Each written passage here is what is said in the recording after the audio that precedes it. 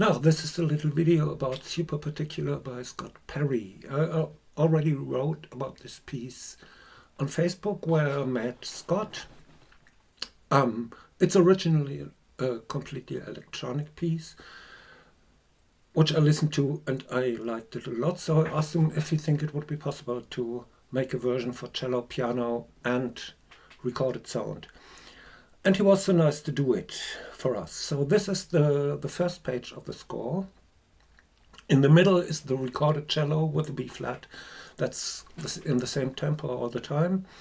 On the top is the cello part, on the bottom is the piano part. But when you look at it, the piano in the fourth bar has a tempo of 120.36 and in the fifth bar of 119.15.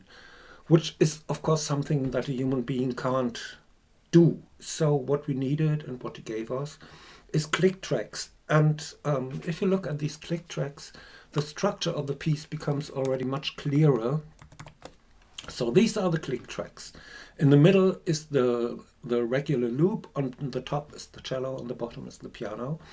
I marked in red the places where all the three of us are together again. In green, the ones where cello, where piano and the recorded loop are together, and in blue, where cello and the recording are together. And you can see that it's really a simple relationship. So, for instance, the cello plays 4 beats, where the recording has just 3 beats. Then the cello plays 5 beats for 4 beats. So in the recording there are 7 beats, in the cello there are 9. In the piano, on the other hand, it's first 3-2 and then 6-5. So again, for 7 beats of the recording, the piano plays 9, but different from the cello. Now, this aspect of it is also quite easily audible. Has been the first step of really making a recording and a performance for this that I made a PD patch to play the files, and now I made it that we can just hear the piano, the click for the piano and the click for the regular recording.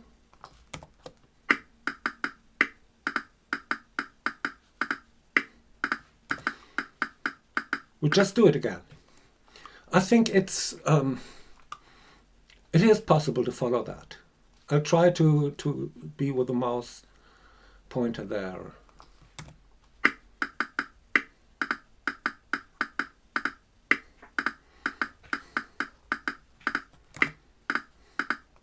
Okay, and if we do the cello and the regular instead, it sounds like this.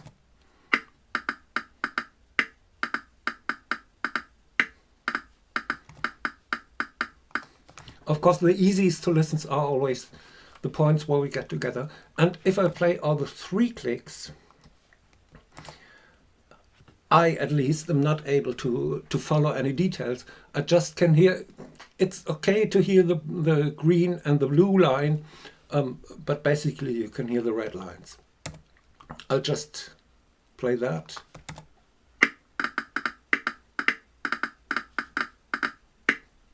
Here we are.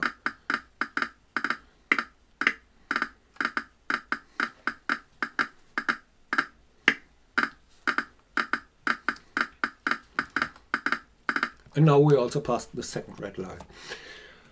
Okay, so that's it. Of course, no one in the audience and no one on the recording will hear that. What will be played back for the audience will be just this with a better sample than I had it now, but it's a sample.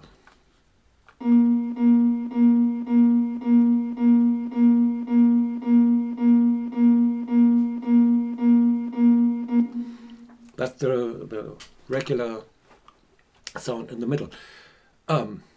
So far, I really wonder how I know how this piece works when it's just electronic. I'm really curious how it works with two live instruments. But making all this work and making the making this PD patch, I realized that it's also nice to visualize that. And so we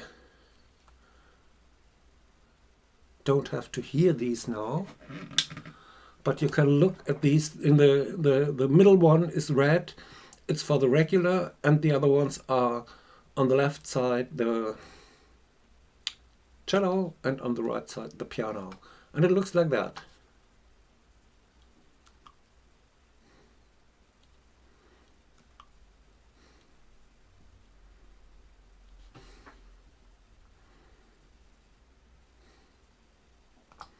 I can also make the sound with it.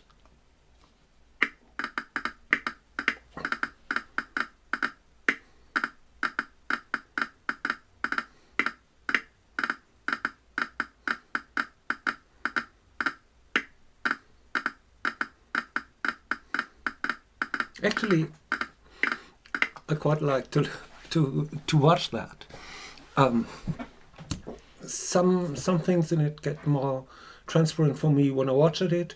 Sometimes I'm more transparent when I listen to it, and the best actually is if I look at it and listen to it. Okay, that's definitely not what's the piece about it, but it's fun to have that. The piece is about, because we have all these simple relationships. We start with 2, 3, 3, 4, 4, 5, 5, 6, and so on, and it's getting longer, and then we have 21 to 20, and these basic rhythmical movements lead to the fact, because harmonics are also on these basic relations, and it leads to the fact that that there appear harmonics in this piece. It works nicely, merely electronic, and I hope it will be as nice with piano and cello. Okay, so just have another look at these funny dots blinking, and I hope very soon I can announce that we make a performance of this piece.